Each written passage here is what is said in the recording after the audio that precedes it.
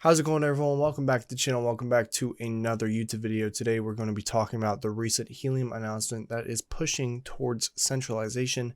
Yes, you heard it here. I don't want to say first, but the Helium network, the Helium project, is actually pushing for centralization. And they say it. They straight up say it. Now, something that has been advertised as the people's network, that it is run by the people, has quickly turned into something that is obviously a money machine.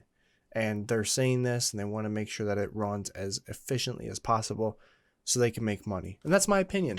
That is my opinion. You guys can argue with me or not. It's up to you guys. But I want to read you guys this announcement and then give you guys a little bit of an opinion and what's to come. So let's get into the video. All right. So this is on Discord. And I'll try to have the announcement linked in the description, but it is here if it doesn't let me link it.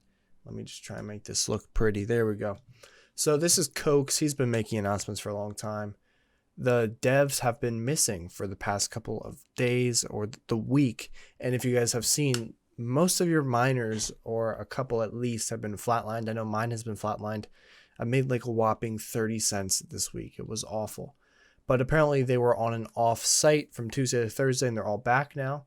The rate of beacons at today's rate, a hotspot can expect to beacon once every 3 to 4 days. Now, if I recall correctly, I believe we used to beacon every day, multiple times in a day. This is not ideal. We know this. However, the current state of the network and proof of coverage implementation precludes us from increasing the rate in any significant way. Why? Because proof of coverage receipt validation is expensive, and any increase in validation bumps up blocks, causes long consensus groups, and longer rewards a minute per day.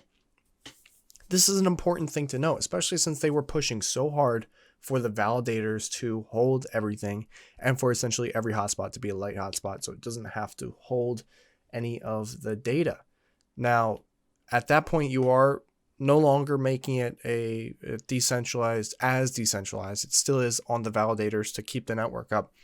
But now you have a bigger issue because the validators need to stay updated. And a lot of these people are not updating their validators. They posted something showing all the validators and their updated firmware version, and they couldn't push certain updates because of their validators not being updated to the latest version.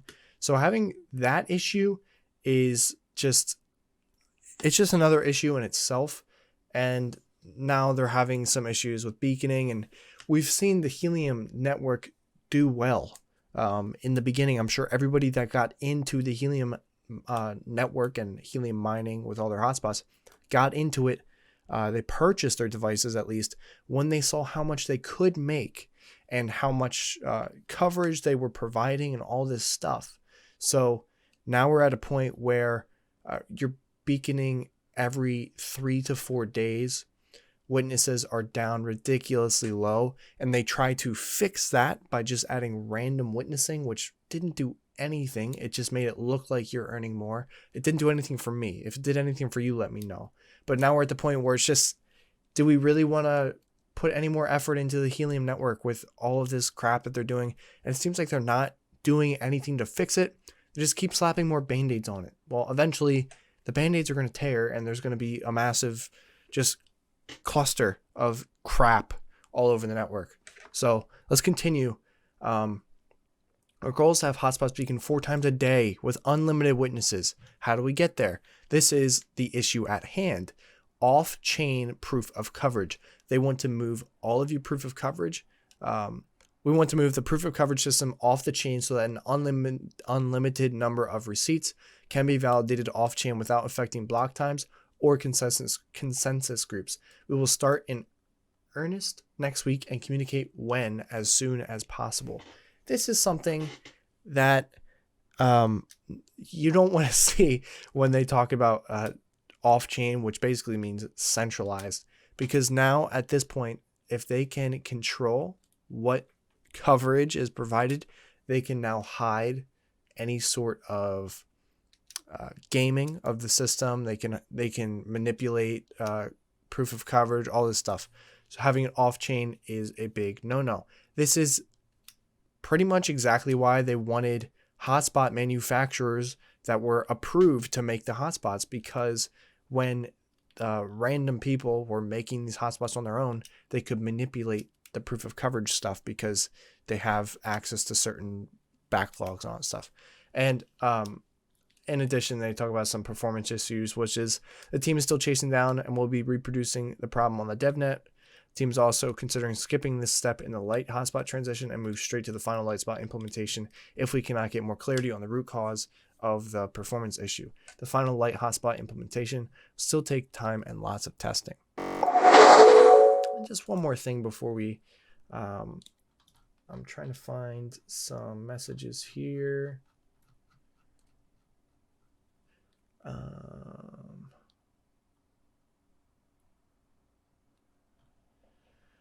They do think that they're people are thinking that they are trying to hide how many cheaters are actually on the network, and they've been told by someone in the know that there may be around 100,000 gaming hotspots, give or take. Now, it's just an opinion of one individual, but considering that, what are you guys going to do? I know I've asked this question many times with the Helium network, but since we are basically shoved aside right now, it is advertised as the people's network, but in all actuality and reality, all the people that got in the earliest and have the just boatload of H&T are going to have a say in pretty much every single vote. And at this point, now that we're moving into the 4 sub-DAOs or 4 or 5 sub-DAOs that we're having, the actual Helium token is for LoRaWAN. Like, nobody uses LoRaWAN. They tried to push it, didn't end up working out, but now they're launching this stuff for 5G and the radios and the other ones. I forget the 4, but the point is, it's not looking good for us, in my opinion, on the LoRaWAN side of things, but hopefully they'll seem to turn it around. It totally seems like at this point now they're just trying to just put band-aids on everything. They really don't feel like fixing anything, and they're just delaying. Now, I understand. I have to have that sympathy. There's like 500 or 600,000 hotspots online. It's a lot of work to make it all work hand in hand. It's not like a one device that is identical. These devices are different, and there are some issues with different devices. So you not only have the network side with the issues, but you also have the manufacturer side with their issues.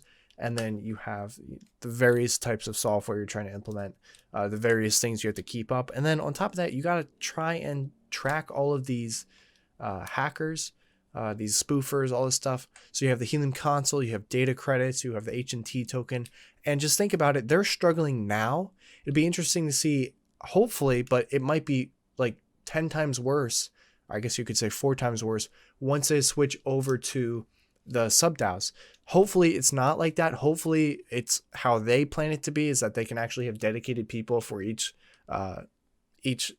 industry, each network, so you can have the 5G all monitored and all that stuff. But it'll be interesting to see how that pans out. I'm walking, I don't know, I can't even think of a phrase to put in here right now, but I'm very skeptical about the future with Helium. I'm obviously keeping my miner up. I'm sure many of you guys are keeping them up because it's just cheap to keep it up if you have it at your house. But if you have it at other people's houses and you have to pay your fees, take them down if you can't afford it. That's basically how it is. Also, the crypto market is just not doing too well. But that's all I got for you guys in today's video. Do you guys think Helium is moving towards being centralized? And are our votes even gonna matter anymore?